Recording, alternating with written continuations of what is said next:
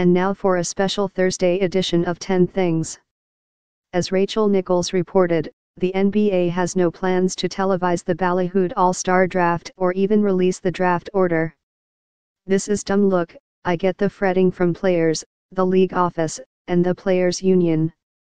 Being publicly ranked is uncomfortable. No one wants to be last pick, even from a player pool that represents the best 5% of the world's best basketball league. But the NBA announced a bold move to juice up a dead exhibition, and they basked in the tittering buzz that followed. Would players feel obligated to pick their teammates? How aggressively would Klay Thompson guard Stephen Curry?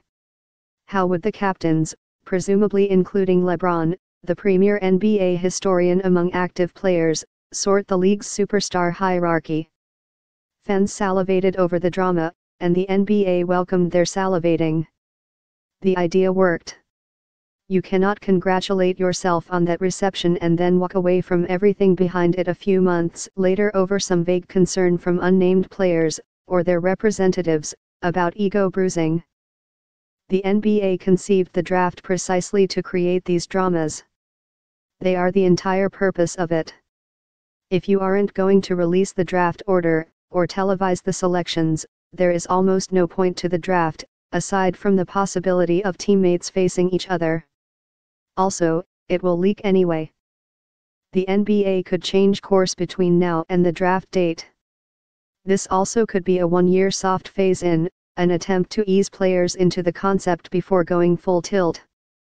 There are even wishy-washy workarounds. Perhaps each captain could make 8 picks apiece, leaving 6 unpicked guys the league would then randomly assign, so that no one suffers the indignity of being last pick. A more extreme step, prohibit captains from selecting teammates, just as the league's 30 head coaches are banned from voting for their own players when they pick reserves. I don't like that idea. Again, it undercuts the whole idea of the draft, but if it nudges stakeholders in the right direction, maybe it could be useful this one time. Long term, either make this a thing or scrap it.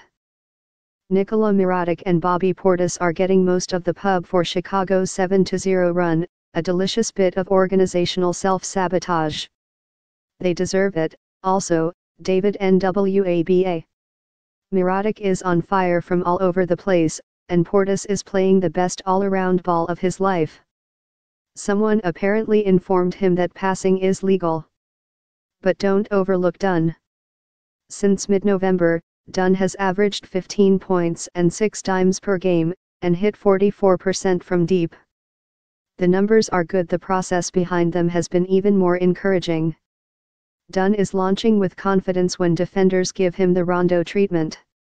He's getting better at leading his defenders into picks, a must-have bit of craft.